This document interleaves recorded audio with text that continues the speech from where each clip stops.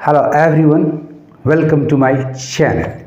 Students, today's topic is detection of errors asked in the IBPS RRB PO mains examinations. इस चर्चा में मैंने आपके लिए 2023 में पूछे गए कॉमन एरर्स के क्वेश्चंस को डिस्कस करने के लिए लाया है। इस तरह के सवाल में हर सेंटेंस को 5 सेगमेंट्स में डिवाइड किया गया है। Out of 5 segments 1 segment is underline जो कि एरर फ्री है।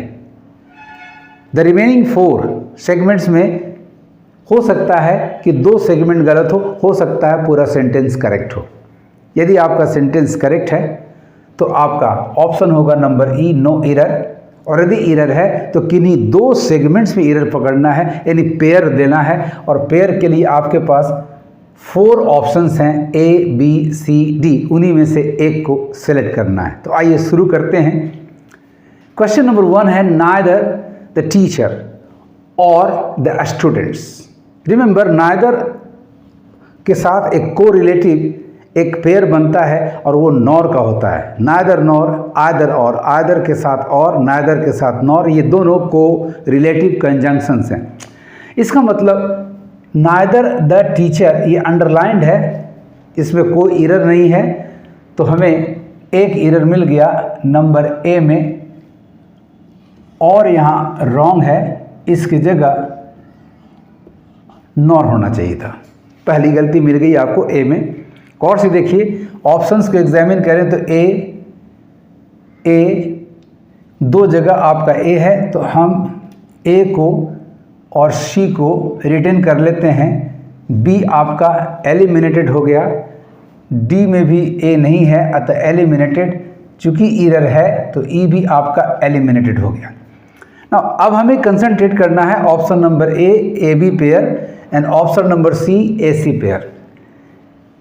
तो और की जगह नॉर होना चाहिए। Nor the students in the advanced physics class watch. कौन से देखें आपका ये watch verb 3rd person singular है। नाइदर नॉर आइदर और में सिंटैक्स के अनुसार वर्ब का एग्रीमेंट उस पर्सन उस वर्ड के अनुसार होता है जो वर्ब से ज़्यादा निकट होता है। तो वर्ब का स्थान देखिए आपका यहाँ है। एक सब्जेक्ट आपका है द टीचर और दूसरा है द स्टूडेंट्स। वर्ब से ज़्यादा निकट आपका ऑप्शन ए में द स्टूडेंट्स है, यानी ये प्लूरल है तो फिर इसे भी प्लूरल होना चाहिए। वॉच की जगह वर होना चाहिए था, सॉरी। तो 2 ऑप्शंस 2 सेगमेंट्स में एरर आ गए। एक आया आपका ए और दूसरा आया वॉच की जगह were satisfied with the number C में। तो एक ऑप्शन आपका पकड़ में आ गया, एक सेगमेंट ए दूसरा सेगमेंट सी, और ए और सी का पेयर जो है नंबर सी में है। 10 नंबर ए इज एलिमिनेटेड। इस तरह से फाइंड आउट करेंगे आप। सो अब आपका सेंटेंस बिल्कुल ग्रामेटिकली एंड कंटेक्चुअली करेक्ट हो गया। Neither the teacher nor the students in the advanced physics class were satisfied with the content of the text book. Now let us come to question number 2. Not only the storm did number A disrupt the power supply. Second section जो है, second segment जो है वो underlined है, यानी error free है। तो ए में आपको जो मिल रहा है not only the storm did, not only but also एक कोरिलेटिव कंजंक्शन है जिसमें नॉट ओनली और but also say same parts of speech के वर्ड्स या फ्रेजेज आते हैं। लेकिन यदि क्लाउजेज जुड़ रहे हो तो फर्स्ट क्लाउज जो है नॉट ओनली के साथ आने वाला क्लाउज पार्शियली इन्वर्टेड होता है। तो नंबर ए में ये डिड का स्थान जो यहाँ है ये गलत है। या तो इसे नहीं होना चाहिए था, इसके जगह फिर डिसरप्टेड होना चाहिए था, लेकिन डिड यहाँ है। ये अंडरलाइंड पार्ट आपका एरर फ्री है, तो एरर नंबर 1 आपको नंबर ए में आया। डिड की जगह होनी चाहिए थी यहाँ पर सब्जेक्ट द स्टोर्म के पहले। Not only did the storm disrupt, तो एक एरर आपको मिला सेगमेंट नंबर ए में। ऑप्शंस को देख लें तो ए आपका नंबर ए में है, बी में आपका ए नहीं है, सो दिस इज एलिमिनेटेड। सी में आपका ए है, इसको हम रिटेन कर लें। डी में आपका ए नहीं है, सो एलिमिनेटेड। नो एरर भी एलिमिनेटेड होगा क्योंकि एरर है। तो अब ढूंढते हैं कि दूसरा बी में है या सी में है। So not only did the storm disrupt the power supply but it also caused significant damage. यहाँ देखिए मिल रहा है एडजेक्टिव और यहाँ काउज्ड वर्ब है, तो काउज्ड का ऑब्जेक्ट, वर्ब का ऑब्जेक्ट नाउन या प्रोनाउन होगा, जबकि यहाँ मेन वर्ब नंबर 3 आ रहा है, यानी ये प्रॉब्लम कर रहा है। तो दूसरा जो एरर है वो सेगमेंट नंबर सी में आ रहा है। तो ए के साथ सी आपको ऑप्शन नंबर सी में फाइंड आउट हुआ। इसे मार्क कर ले as your answer and eliminate option number A. होना क्या चाहिए था, करेक्शन के लिए सोचें तो यहाँ एक नाउन होना चाहिए था, तो डैमेज्ड को हम हटा करके और इसके जगह पर डैमेज नाउन लाएंगे तो हमारा सेंटेंस बिल्कुल करेक्ट होगा। सो आपका राइट ऑप्शन हुआ number C, A C pair. इसे आप मार्क कर लें। करेक्ट सेंटेंस होगा not only did the storm disrupt the power supply but it also caused significant damage to the infrastructure in the coastal region. Question number 3, during her vacation she hoped to explore charming local markets, indulge in delicious regional cuisines and immerse her in the rich cultural traditions of the area. Students, last segment, rich cultural traditions of the area is underlined, that is its error free. Now we have to concentrate on the first 4 segments A, B, C and D and find out a pair of errors.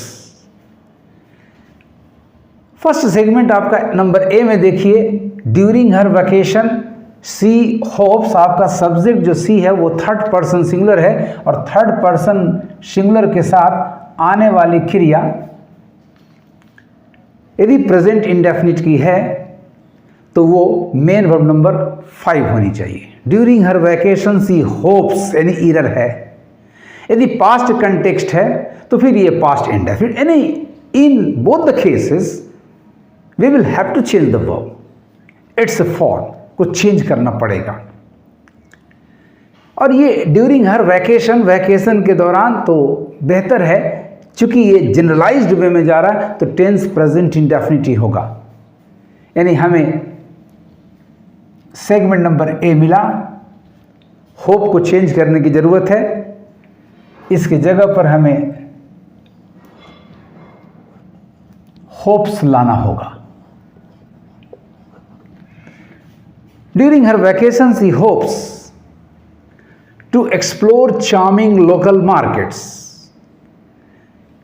Indulge in delicious regional cuisines and immerse her, अपने को डुबा देना, यानी ये subject जो she है, action immerse का object भी सी ही आ रहा है, यानी ये रिफ्लेक्स होकर सब्जेक्ट पर ही जा रहा है। ऐसी स्थिति में आपका ऑब्जेक्ट ऑब्जेक्टिव प्रोनाउन की जगह रिफ्लेक्सिव प्रोनाउन होता है, तो एक एरर आपको यहां भी मिल गया। इसके जगह पर होना चाहिए था रिफ्लेक्सिव ऑब्जेक्ट हर सेल्फ, यानी एक सेगमेंट आपको और मिला जिसमें एरर है और वो है नंबर डी, यानी आपका पेयर तैयार हो गया students A D. Let us examine the options. A D आपको नंबर ए में ही मिल गया, so mark it as your answer. B, C, D and E are easily eliminated. The correct sentence is now, during her vacation she hopes to explore charming local markets, indulge in delicious regional cuisines and immerse herself in the rich cultural traditions. आपका segment number A में hopes की जगह hoped भी answer हो सकता है।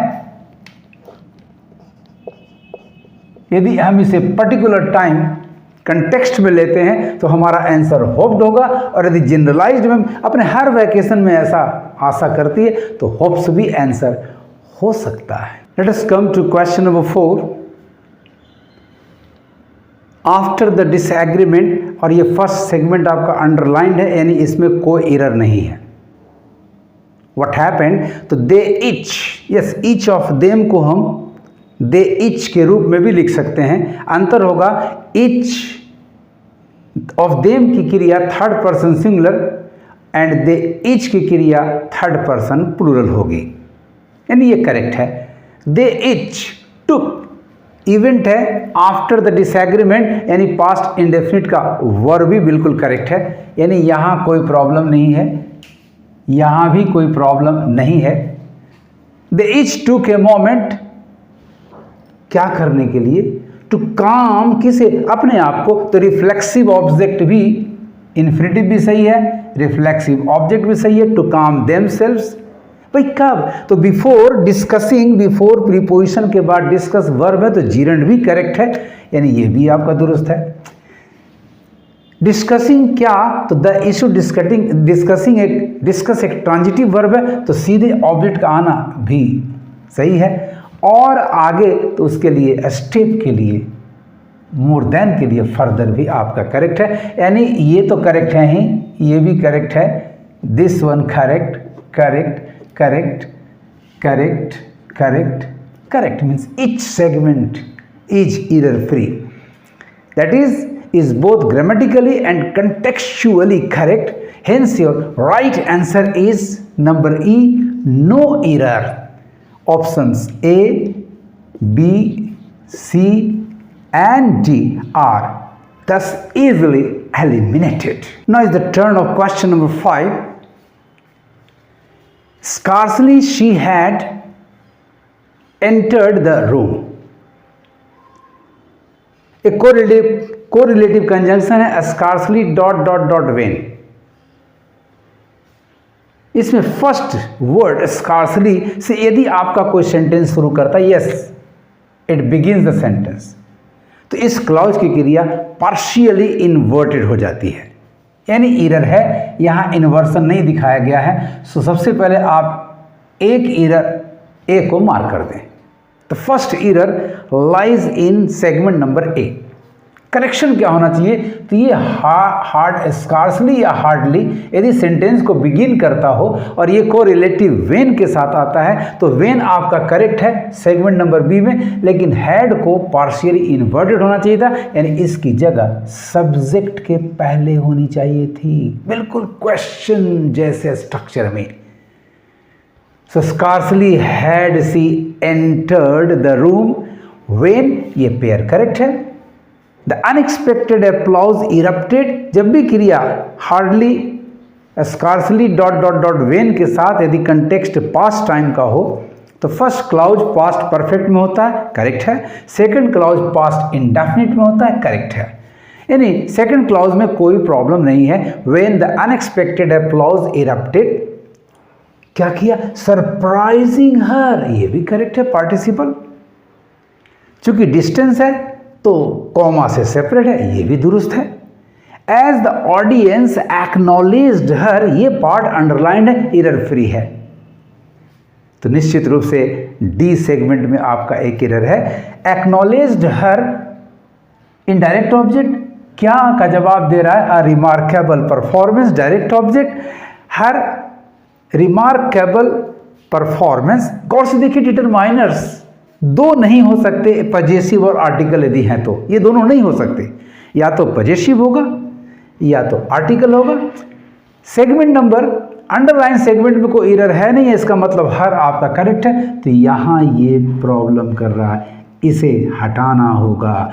ए की जरूरत यहाँ नहीं है, क्योंकि हर रिमार्केबल परफॉर्मेंस, यानी आपका एक एरर है डी में. सो पेयर आपका रेडी है स्टूडेंट्स, ए डी. अब लेट अस एग्जामिन. तो नंबर ए में ए है फर्स्ट, लेकिन सेकंड आपका सी है, सो एलिमिनेटेड. सेकंड में आपका ए डी पेयर बिल्कुल करेक्ट है, so mark it as your answer. Second C, third, fourth D and fifth E, no error, are easily eliminated. The correct option is thus number B, AD. The correct sentence will now be, scarcely had she entered the room when the unexpected applause erupted, surprising her as the audience acknowledged her. एक को हटा दीजिए, remarkable performance. इस तरह से students बहुत ही आसानी से आप कॉमन एरर्स को डिटेक्ट कर सकते हैं, वो चाहे एक एरर हो चाहे एक पेयर हो, provided you have a good knowledge of English grammar. इसको कभी भी अवॉइड ना करें, कभी भी इग्नोर ना करें, एंड रेगुलर प्रैक्टिसेस। आपको मेरा ये वीडियो कैसा लगा कमेंट करेंगे और ज़्यादा से ज़्यादा शेयर करेंगे, so that your friends may also avail themselves of it. Thank you for watching my video.